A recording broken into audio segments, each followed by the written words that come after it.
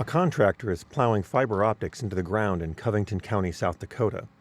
This branch line will serve only 2 customers who, until now, have been unable to receive consistent broadband due to their distance from the nearest town. Half of the project's costs are being funded by Connect South Dakota, an initiative of the state of South Dakota to connect the 31,000 households and businesses that have been the hardest to connect to existing broadband systems. By bundling both state and federal dollars with capital and materials from local broadband providers, the gaps in South Dakota's broadband map are being filled. Across the state, rural residents have been able to take advantage of the improved broadband and make a business in an isolated rural area viable. I work from home, I have a home office, and so I need service to always be going to, and it's been great. Emily Mueller runs an accounting business from her home office, which wasn't practical before the residence was connected to fiber optics. Yeah, there might be. You can look.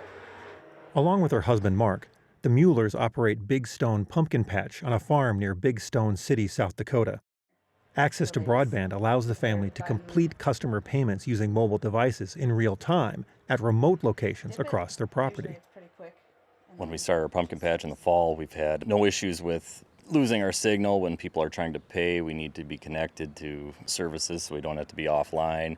And just everything syncing together works a lot better. Over $270 million is being spent in South Dakota to go the last mile to make connections with consumers. Just the cost of trenching fiber optic cable into highway right-of-ways can exceed $15,000 per mile in challenging conditions, and even higher in more rugged geography. The cost of serving rural areas makes projects like this a non-starter for some internet providers that serve South Dakota's larger cities and towns. The matching funds using state and federal dollars can make a system expansion economically plausible. For decades, the USDA has provided money to improve broadband service in rural America. However, these projects in South Dakota will be completed with COVID-19 relief funds. Applications from locally owned South Dakota internet providers, which are mostly telephone co-ops, are using the injection of capital to extend service past their FCC-defined service areas. The cooperative mindset is about serving communities, and the cooperatives I represent saw the need, saw the opportunity, and they've delivered. The national providers that serve the larger cities of South Dakota rarely deliver service past the city limits, as the return quickly becomes a drag on profitability. And what it was attractive to us is areas that adjoin us. So if they're just right next door, we're interested in that area because there's efficiencies. We often had people coming to us wanting us to serve them, but it wasn't feasible with the cost of the fiber builds. So yeah, the Connect South Dakota program made a huge difference for these people. They wanted these people served, we wanted to serve them, and the customer needed us. Interstate Telecommunications Cooperative of Clear Lake, South Dakota, completed a 12-year project to replace all of its copper service lines with fiber optics in 2020. The federal and state monies have allowed the co-op to extend service to underserved consumers outside their 17-county footprint, which includes 3 counties in Minnesota. For practical purposes, dependable broadband is no longer an entertainment frill. It has become a required utility. It is a necessity. It's not a luxury. The opportunities, the payback to our citizens and our state is tremendous, just like rural electric, just like rural water was years ago. David Hicks is the contractor who lives in Lake County, South Dakota, who also serves on the executive board of the Grant County Development Corporation. Businesses looking for new locations have little interest in sites without broadband. It either has it or it doesn't. You can't really pitch one that doesn't have the internet service. I mean, if you don't have it, you better figure out how to get it, or they need to go somewhere else. And they don't even consider it anymore.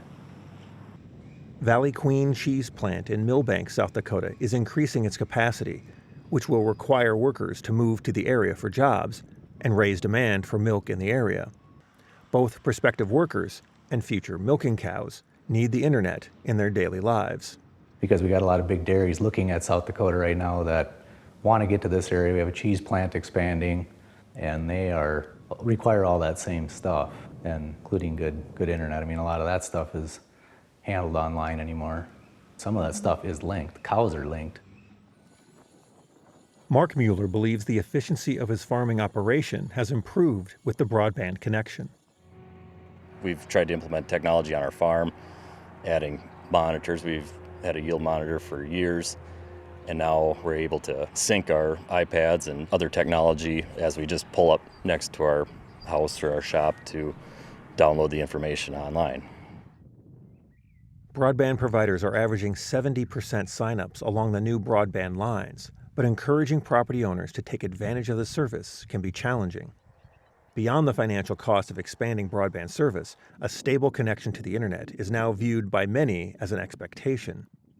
The federal government has prioritized daily mail service to every address since the founding of the country, and the communications mandate has expanded into both voice and data connections.